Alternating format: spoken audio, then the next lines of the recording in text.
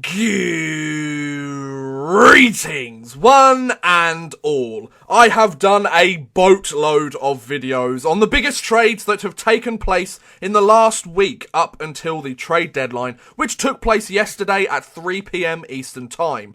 In this video, however, we are going to look in more detail at every other trade, which I haven't covered already, that took place between the 27th of February right up until the trade deadline at 3 PM Eastern Time, including all the big trades that took place on March 1st.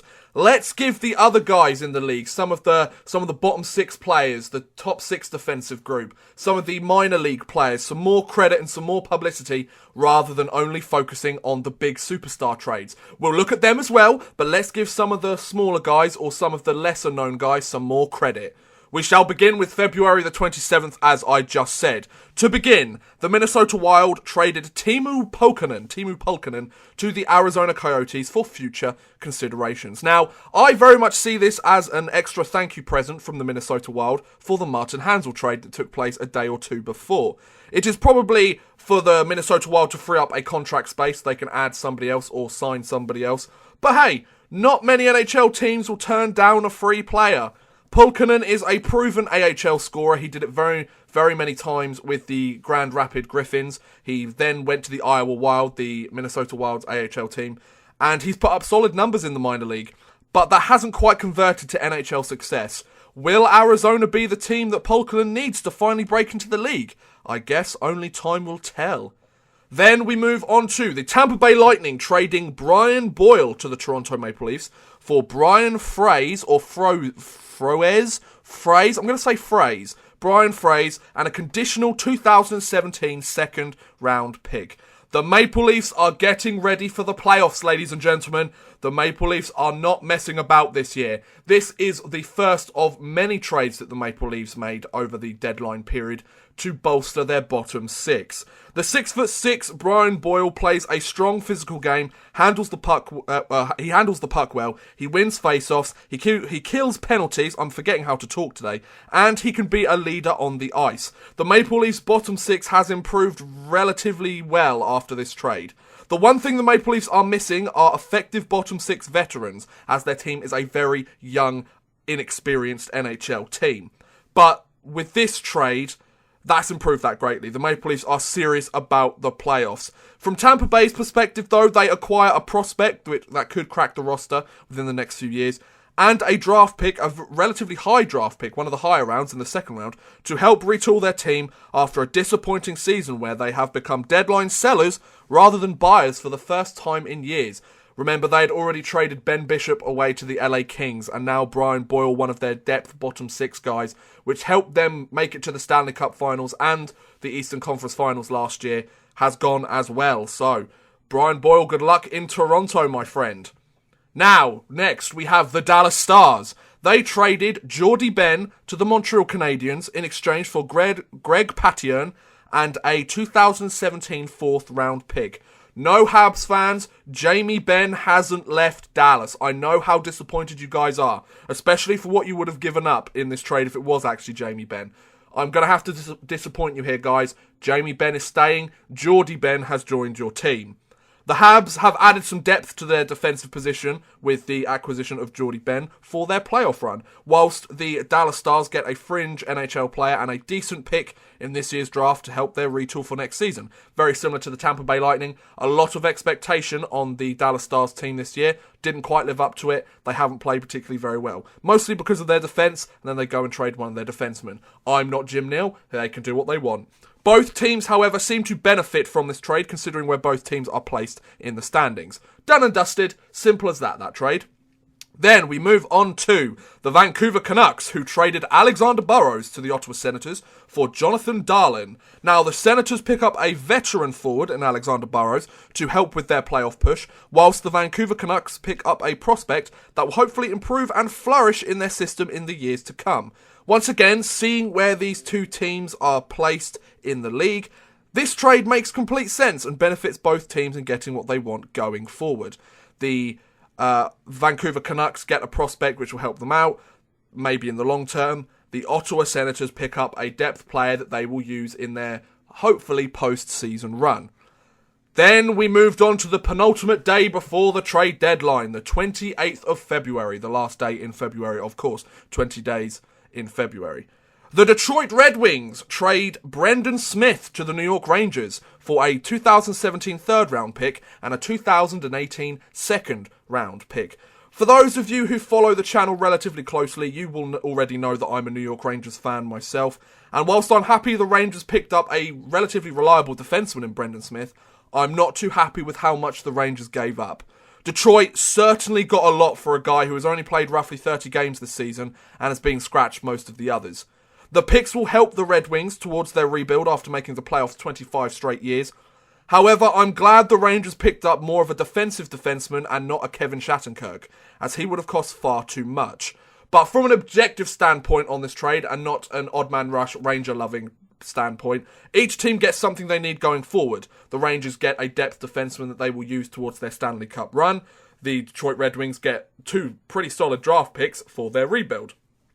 So it's another smart move for both sides, in my opinion. Then, the Carolina Hurricanes traded Victor Stolberg to the Ottawa Senators for a 2017 third round pick.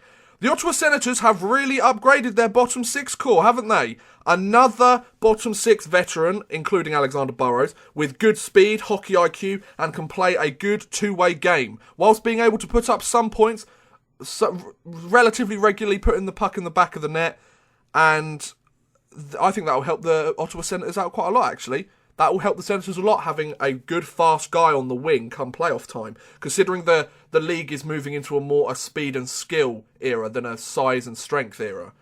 On the flip side, though, the Hurricanes aren't making the playoffs this year and continue their youth movement. They have a lot of young, talented, relatively inexperienced in the NHL guys in their system. So another year of experience, another year of success, the Carolina Hurricanes are hoping.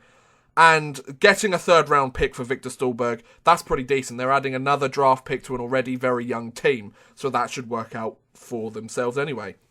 Then the New York Rangers traded Matt Bodie to the Buffalo Sabres for Daniel Catenacci, an AHL defenseman for an AHL forward. There's not really much else to say about that, is there?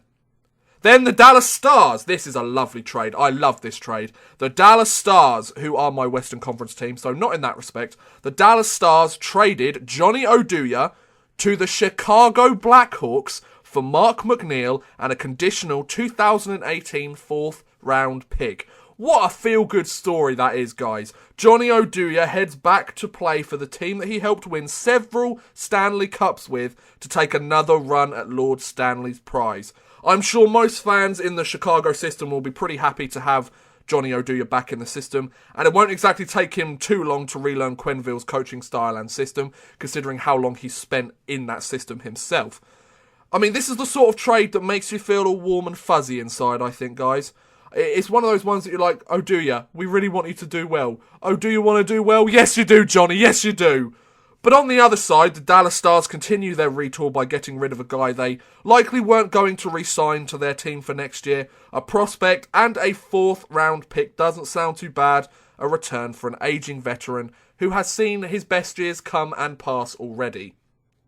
Then, the Montreal Canadiens traded David Desharnais to the Edmonton Oilers for Brandon Davidson. Montreal have basically changed their entire bottom 6 group this trade deadline, including sending Desharnais away. Edmonton pick up a solid bottom 6 centre who can win face-offs and plays well on the defensive side of the puck, whilst the Habs get some more defensive depth in Davidson, who can play bottom pair minutes and do his job, keeping the puck away from the net relatively well. Now we move on to the big day itself, March 1st, the trade deadline day. Now, before the trade deadline day took place, Bishop and Hansel had been traded. I don't think there's really been a trade of that calibre on the deadline day, but we shall take a look into it nonetheless. The Vancouver Canucks traded Jannik Hansen to the San Jose Sharks in exchange for Nikolai Goldobin and a conditional 2017 fourth round pick. The Canucks keep trading their veterans for younger, high-potential players, and I like it. Jim Benning, I believe, of the Vancouver Canucks. He's done a very good job of trading away some of those older, aging guys on the Canucks roster and picking up some pretty solid returns for them. The Sharks get some added forward depth with Jannik Hansen and a gritty veteran bottom 6 player for their playoff run, and the Canucks get a 21-year-old player that could potentially play in their top 6 within the next few years, plus an extra 4th round pick just to sweeten the deal. That's a very nice return, I think, for the Vancouver Canucks. The Vancouver Canucks seem the sort of team, with these sort of trades that they've made here, they're sort of where the Toronto Maple Leafs were a year or two ago, is how I'm kind of feeling the Vancouver Canucks, how they're moving towards. Of course, the Canucks have never won a Stanley Cup. They made it to Game 7 of the Stanley Cup final, but were beaten by Boston, of course. But I think the Canucks seem to be a couple of years behind the Maple Leafs. But then once they hit that point that the Maple Leafs have hit this year, it will really shock the league, I think. But a great trade. I mean, both teams benefit from it, so a good trade all round. Then the Detroit Red Wings traded Steve Ott to the Montreal Canadiens for a 2018 6th round pick. The Habs really are going all in with their depth trades at this deadline. No death here today, guys. That's bad. But the Montreal Canadiens, they're really going in with their depth trades, aren't they? Ott is a big, strong, heavy-hitting 4th liner, which shines brightest come playoff time. That's why a player of his stature and his caliber gets traded at the trade deadline so often, because he's the sort of player that does the best at the trade deadline. Now, the Red Wings are unlikely to make the playoffs this year for the first time in forever, and they got some return, but probably not as much as they or the fans wanted. The Red Wings likely took whatever they could get for Ott, as he isn't exactly the most valuable asset in the league, and he won't be part of the Red Wings' future, no matter how much a younger Steve Ott really wanted to play for the Detroit Red Wings. He got his chance to play about 60 games with the Red Wings, roughly, but that's probably going to be all she wrote for Ott's career in Detroit. He's moved on to the Habs, and maybe he'll take a long playoff run at the Stanley Cup. Then, the Colorado Avalanche traded Joe Whitney to the Arizona Coyotes for Brendan Ranford, another AHL player-for-player trade. Maybe one or both players could potentially get a full-time NHL job, but that will be left to be seen, is what I mean to say. Not much else to that, really. Just an AHL player for an AHL player, trying to help their minor league squads. Maybe they'll join the systems within the next few years. Who knows? Not really much else to that. Then the Colorado Avalanche traded Cody Corbett to the Washington Capitals for Joe Kanata. Same as the previous trade, an AHL player trade. One AHL player goes to one team, another player goes to another team. Not much else you need to know about that one either. Then, the Los Angeles Kings trade Dwight King to the Montreal Canadiens for a conditional 2018 4th round pick. Do you see what I mean by the Habs changing their entire bottom 6? Like, Jesus Christ, Montreal, you have made a trade for at least 3 or 4 bottom 6 players already. Dwight King, of course, is a 2-time Stanley Cup champion with the LA Kings and provides solid veteran depth in the bottom 6, whilst bringing the experience of what it takes to win the Cup not once, but twice. The Kings' return isn't hugely amazing for this trade, but that return is quickly converted into some treasure with the next trade, as the Colorado Avalanche trade Jarome Iginla to the LA Kings for a conditional 2018 4th round pick. So the LA Kings immediately changed that pick for Jarome Iginla. They basically traded Dwight King for Jarome Iginla. That seems like a smart move to me, and a smart move by the LA Kings, as they used their return from King to receive a future Hall of Famer looking to hoist Lord Stanley's Cup before his inevitable retirement within the next few years. Maybe this year, maybe next year. I wouldn't see him going much further than at least next year. Iginla is the sort of player every fan respects, as he's been around for a while, but still hasn't had the pleasure of winning the Cup. Which, I mean, even if you have been a fan of the team that Iginla has played for or not, that still kind of sucks that a guy like Iginla, who just seems to have respect, or everybody respects him within the league, the fact that he hasn't actually won the Cup yet really does suck. So here's hoping Jarome Iginla can have a good playoff run and win the Cup next year, as the Rangers need to win the Cup this year. Just kidding. Good luck to you, Iginla. I mean, the LA Kings, you've won the Cup several times in the last few years. You don't need to worry. Let the Rangers win it this time. I mean, you beat us in the finals a few years ago. Still haven't forgiven you for that, by the way. Then, the New York Rangers traded Justin Fontaine to the Edmonton Oilers for Taylor Beck. Another AHL player-for-player trade with the potential for each to maybe get a few NHL games if injuries arise. And that's all for that trade, really. Then, the Montreal Canadiens traded Sven Andrighetto to the Colorado Avalanche for Andreas Martinson. Two young, rather low-key players get shifted as the Avalanche look for a medium potential forward, whilst the Habs increase their defensive depth with a medium potential defenseman. Tit for tat and all that. They take a forward, they trade him for a defenseman. They have a defenseman, trade him for a forward. You know, why not? Then, the Tampa Bay Lightning traded Adam Wilcox to the Florida Panthers for Mike McKenna. 2 minor league goalies switched Florida teams. One goes from Tampa to Florida. One goes from Florida to Tampa. Of course, both teams based in the state of Florida. And who said the trade deadline was boring, folks? Then, here's one of the bigger trades on the deadline day. The Detroit Red Wings traded forward Thomas Vanek to the Florida Panthers in exchange for Dylan McIlrath and a conditional 2017 third-round pick. Now, I think the Red Wings got a rather decent return for Thomas Vanek, who was only signed for this year with the Red Wings. McIlrath is still a fringe NHL defenseman, and he struggles to stay in the lineup because he takes too many stupid penalties. I'm a Rangers fan, I know what I'm talking about.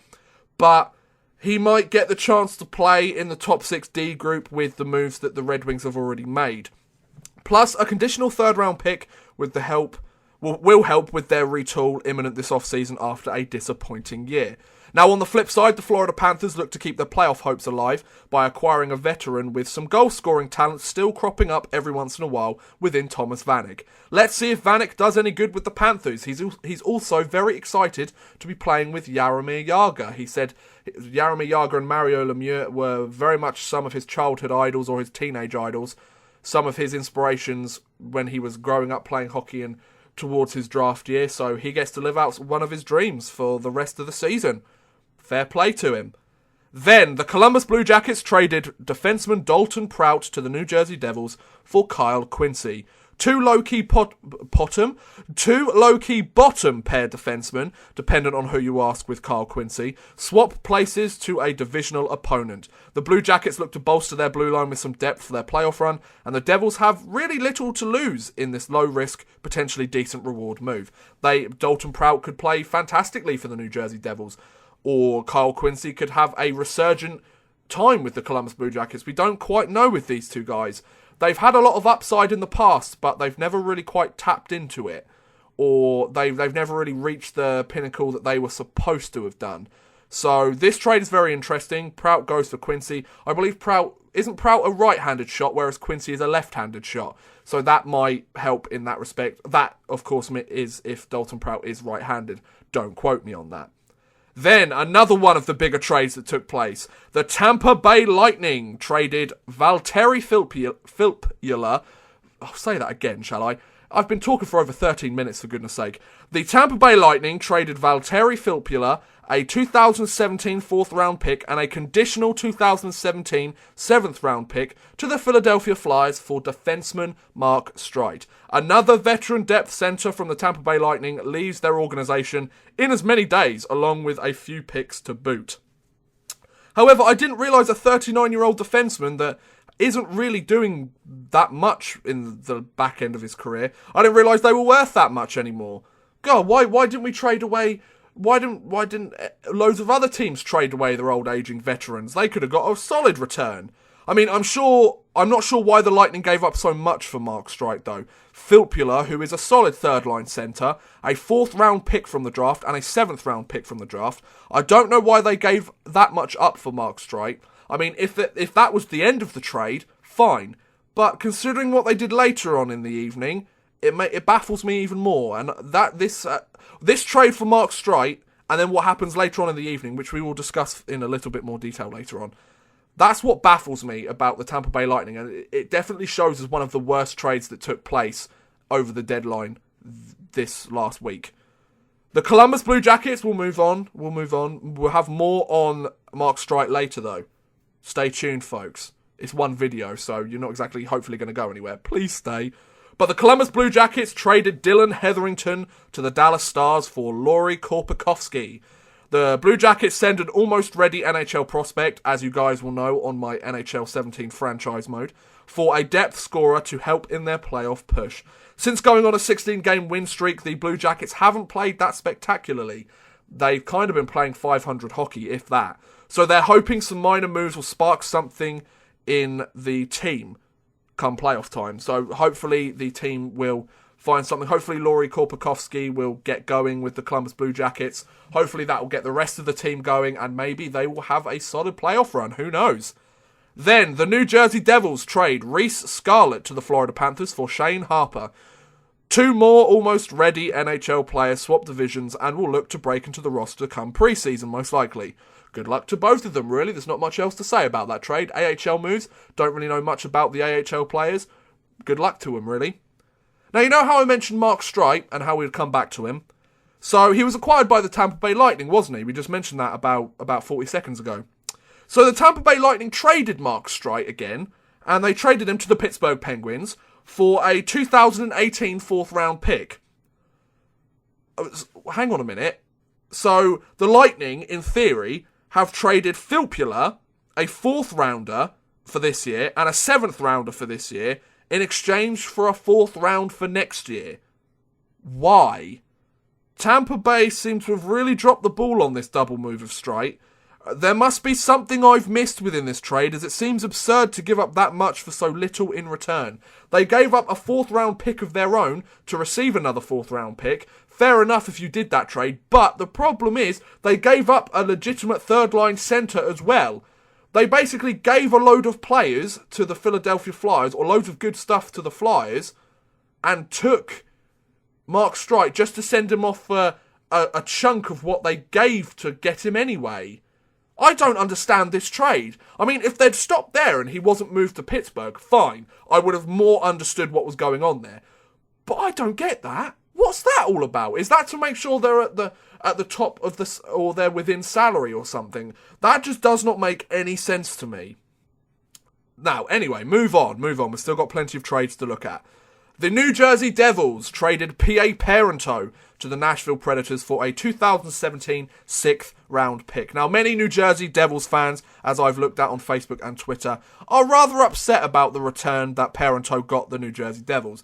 But just bear in mind, you heated Devils fans, you lovable, strange Devils fans, just bear in mind, he was claimed off waivers from the Islanders early in the season, and he scored 1 goal in his last 20 games. So, you can kind of understand why he got sent away for a 6th round pick. I mean, you could, in theory, be quite glad that you actually got anything for P.A. Parento.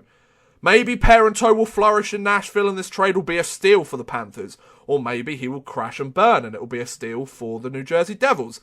Who knows? We'll find out within the coming weeks. But the bigger question is this Parento's last chance to show he belongs in this league? I mean, if he doesn't play very well for the remainder of the season, my thoughts would be he's on his way out. He's either going to play in the AHL or he might look abroad. You can always come to the Elite Ice Hockey League, Parento. We'll welcome you with open arms.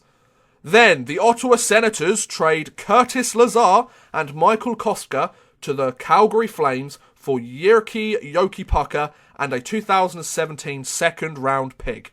The Flames pick up a bottom 6 forward with a medium to high potential and a depth/minor league defenseman, and the Senators add a high round draft pick along with a defenseman who is close to breaking out in the league. Both teams gained something awesome in this deal, and I think this deal's really balanced, actually. Curtis Lazar wasn't exactly getting the time or the opportunity that he probably should have been given with the Ottawa Senators. If he was playing on the 4th line, and if that, most of the time he was spending being a healthy scratch, especially this season. So he gets his chance to go and play for the Calgary Flames. That improves their bottom 6 greatly, and they get a depth defenseman for the Ottawa Senators get a... No, the Calgary Flames get a... I think Koska's already played for the Calgary Flames before in his career, hasn't he? I think he has, but don't quote me on that. Hopefully Lazar will finally get the chance to play and prove he belongs in the league. Whilst Jokipaka also goes to the Ottawa Senators, bit of depth defending there. Jokipaka must have been traded... I think Jokipaka's been traded at 2 straight deadlines now. He went from Dallas to Ottawa. No, Dallas to Calgary in the Chris Russell trade. And then he's gone from the Flames to the Senators. So good luck to Jokipaka. Hopefully he'll finally actually break into the league. Then, now I love this trade. I think this is an absolute steal. The Toronto Maple Leafs trade Frank Corrado to the Pittsburgh Penguins in exchange for Eric Fair, Steve Alexi, and a 2017 4th round pick. I'm going to say it now. The Maple Leafs, what a steal with this trade. Lou Lamoriello, you are a genius. They gain a Stanley Cup winner who plays solidly in a bottom six role and is a strong veteran presence with great character. They also gain a depth defenseman to either help out in the minors or play well in the NHL if necessary. And they take a middle table draft pick for a medium potential defenseman in Frank Corrado. Pittsburgh must be really desperate for defensemen. I know they've been trading for defensemen. They picked up Mark Streit, they picked up Frank Corrado. They've picked up a few other guys as well. They picked up Ron Hainsey as well. They must be desperate. They must be having a lot more defensive injuries than I thought, as they just got robbed on this deal. Lou Lamoriello, what a steal. One relatively decent defenseman for fair Alexi and a 4th round pick. Lamoriello, what a good job. And this was in the dying time. This was the dying minutes, or the dying 10 minutes or so of the trade deadline. So what a good trade there by the Maple Leafs. Penultimately, we have the Chicago Blackhawks, who traded Sam Carrick and Spencer Abbott to the Anaheim Ducks for Kenton Hegelson, and a 2019 7th round pick. Several fringe NHL/minor league players, along with a last round pick, are shifted around to Western Conference teams. The effect of this trade, if any, is unlikely to be seen sooner than next season at least. I doubt that any of these guys will step up to their teams and make an immediate impact. These two teams relatively have their rosters sorted out anyway, so it's not much of a problem for them. And finally, the last trade that took place between the 27th of February and the 1st of March deadline. The Winnipeg Jets traded Drew Stafford to the Boston Bruins for a conditional 2018 6th round pick. Now, Drew Stafford has struggled with injuries and goal scoring this year, but he is no stranger to changing teams at the trade deadline. Some Winnipeg fans may be upset with the small return that the Jets got for Stafford, but he has struggled this year, so it somewhat warrants the small return. Maybe Drew Stafford will flourish in Boston. He is known for quickly finding chemistry with new teammates after all. Now, Boston, this is probably the second time they've picked up one of those depth forwards that does well after being traded at the deadline. They, of course, traded for Lee Stepniak at the deadline last year. So, very interesting for the Boston Bruins to pick up Stafford. They play the Rangers tonight, I believe. So, Brendan Smith will be in for the Rangers. Drew Stafford will be in for the Bruins. And we'll have to see how that goes. So, there were all the trades. Every single trade that took place from the 27th of February to the 1st of to the 1st of March. I forgot my dates there. That I hadn't covered in previous videos. Of course, I looked previously at the Shattenkirk deal. You can take a look at that video after if you wish. I did the Ben Bishop deal. I did Martin Hansel. So, quite a lot of the bigger trades I'd already looked at. These were more sort of the bigger ones on the day and some of the smaller trades. Now, I want to take a look at the biggest buyers, the biggest sellers, and the quietest teams at the deadline.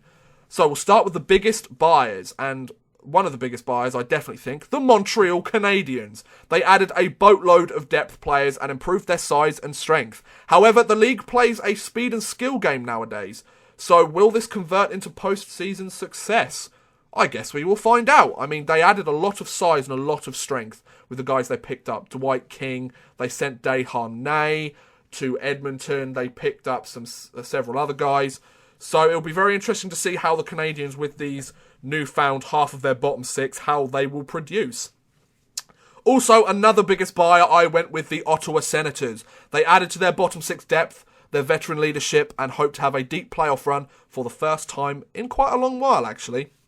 A lot longer than some fans may think. The Senators have made the playoffs a few years ago, or within the last few years, but they haven't really had a long playoff run.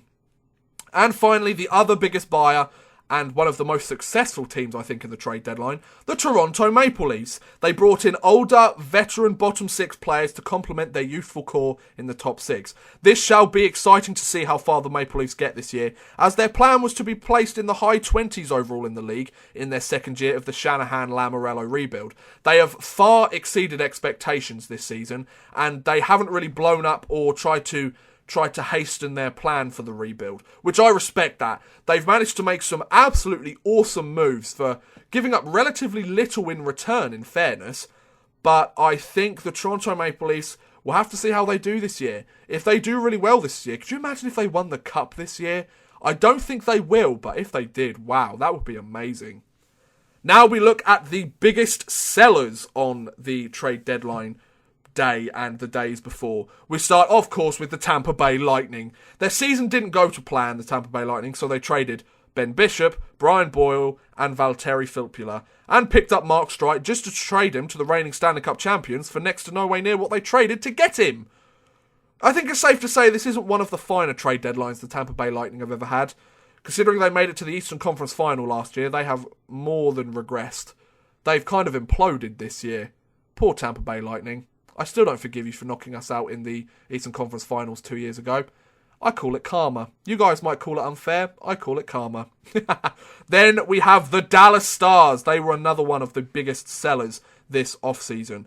Or not this offseason, this trade deadline. Their season also didn't go to plan, very similar to the Tampa Bay Lightning, so they traded away many of their aging veterans and medium potential prospects for players able to help their retool for next season. I think the Dallas Stars made some pretty decent trades. They didn't make any huge trades. They didn't send Jamie Benn, Tyler Seguin or Jason Spezza away, but they made a couple of good trades, and I think that they've done a good job. Another big seller, of course, was the Detroit Red Wings. Their consecutive playoff streak is coming to an end, and with it the start of a rebuild, I would say. Maybe it's a retool, but I definitely think a rebuild should be on the cards. So, out go the veterans, and in come the draft picks and prospects. They're building themselves up quite a nice library of prospects and draft picks. Sounds good for a team looking to the future rather than the present. And finally, the other last biggest seller team I have is the Colorado Avalanche. I think we all know how awful the Avalanche have played this season. They're coming up to 50 regulation losses this season. So they understandably shipped off their veterans for draft picks and prospects too, very similar to the Red Wings and the Stars. Interesting though that neither Landeskog nor Matt Duchene were traded. There was a lot of hype to whether these two guys would be traded, and if so, to where. But it's nice to see a franchise have faith in their leaders and their top guys. No matter how bad they have played this year, they're going to stick by them. And hopefully that will work out for them in the long term for the better. So hopefully Colorado. And I'll also give an honourable mention to the New Jersey Devils. Very much did the same as the Dallas Stars and the Detroit Red Wings. Traded away aging players for draft picks. Now finally, before we finish up this almost or roughly 25-minute video, we will look at the quietest teams at the deadline. We shall start with one New York team, the New York Islanders. They didn't really make any moves of any significance. One of the bottom teams in the East seems to be content with staying there. They look like they're going to try and tank. I mean, Colorado have already got the tank for Nolan Patrick sorted, but they're looking to try and get one of the higher picks in the draft, and fair play to them, I guess, but they really didn't make many moves this deadline, or not many that I saw. So I don't really know what's going on with the Islanders there. They haven't exactly prepared for the future more, have they? I guess we'll have to see what their plan really was. Maybe we'll see over the next few months. Another of the quietest teams, I will include the other New York team, the New York Rangers. I mean, other than trading for Brendan Smith, the Rangers made minor AHL moves, which they must have had the wind knocked out of their sails after losing the Shattenkirk lottery, I think. I think that was their main pickup, but it was reported that the St. Louis Blues wanted Pavel Buchnevich and a first-round pick at least for Kevin Shattenkirk, and the Rangers weren't willing to give that up. So I'm glad about that. Buchnevich, Buchnevich, yeah, that is how you pronounce it. I'm glad that Pavel Buchnevich, oh, who cares? I'm glad that Pavy lad, managed to stay with the team, and we keep our first round pick if we don't win the playoffs, which could potentially happen, of course. And yeah, I'm quite happy with that. The Rangers didn't make a huge move. They didn't trade for Yandel. They didn't trade for Marty St. Louis. They made smart moves rather than shock moves, which I'm quite happy about. Why not? And then the last quietest team, or the last of the quietest teams, is the Winnipeg Jets. Other than trading for Drew Stafford, or trading away Drew Stafford, the Jets didn't really do much else. I will also put an honourable mention in here for the Boston Bruins as well, because all they really did was pick up Drew Stafford. The Winnipeg Jets gave him away, and that's all they really did. The Boston Bruins picked him up, and that's all they really did. And there you have it. There was my full recap of the 2017 NHL trade deadline and the few days before the deadline time. It was a long video, I know, just clocking in over 25 minutes, but hopefully an interesting and insightful video for you folks to get a real idea of all the moves that were made, both big and small. But thank you very much for watching, guys. I hope you have enjoyed. Did you like the trades your teams made? Were they good, bad, or do you wish they would have done something else? Please feel free to leave your opinion in the comments below. I'd love to know what you think. But thank you very much for watching, guys. I hope you've enjoyed. Please feel free to like, subscribe, share, or watch some of my other videos. Thank you very much for watching, and goodbye.